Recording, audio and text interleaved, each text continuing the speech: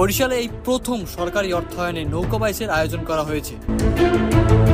আজকের এই ব্লগটি হতে যাচ্ছে অন্য রকমের ইন্টারেস্টিং। আজকের আয়োজনে কি কি ছিল, লোকেশন কোথায়, তাই নিয়ে থাকবে আজকের এই ব্লগ। তাই দেরি না করে ভিডিওটি শেষ পর্যন্ত দেখতে থাকুন।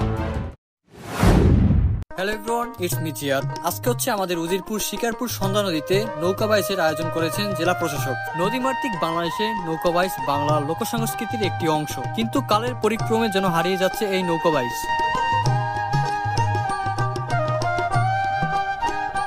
গ্রাম বাংলার সেই পুরনো ঐতিহ্যকে ধরে রাখতে এবছর শিকারপুর সন্ধ্যা নদীতে নৌকা বাইচের আয়োজন করা হয়েছে।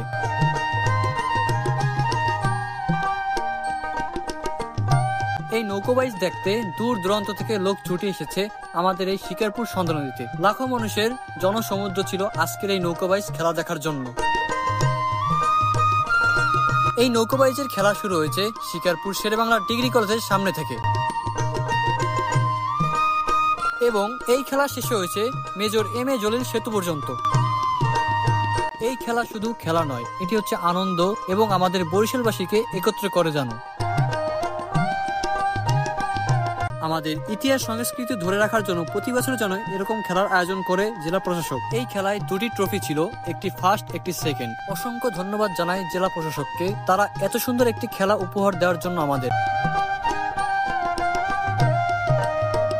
দেখা হবে আবার সামনের বছরে, যদি এভাবে আরো একটি খেলা আমাদের উপহার দিতে পারে জেলা প্রশাসক।